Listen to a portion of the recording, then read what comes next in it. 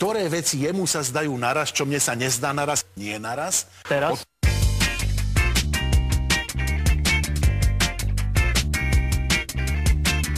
Že dve veci, ktoré sa udejú na dvoch rôznych miestach, aby som mohol rozlíšiť, či sa udiali naraz, alebo nie naraz, na to treba istú techniku.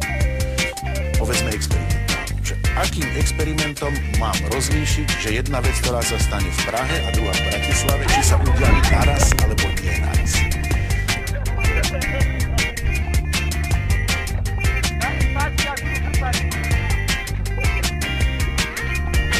To, čo je na tom relatívne, je to, že sa nedá vymyslieť v absolútnom zmysle, že dve veci sa udiali naraz.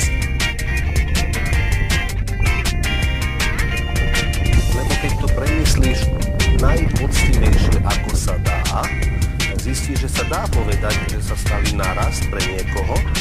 Znamená, že nie, že sa mu stalo, že sa stali naraz, ale to najpoctivejšie, ako sa dá premyslí experimenty, tak zistí, že dve veci sa stali naraz.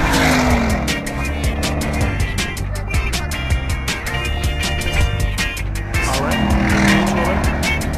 iný človek, ktorý sa vzhľadom k nemu pohybuje, zistí, že sa nestali naraz. Nie, že sa mu zdá, že sa nestali naraz, ale nestali sa naraz, keď najpoctivejšie, ako sa len dá, rozmýšľa a meria.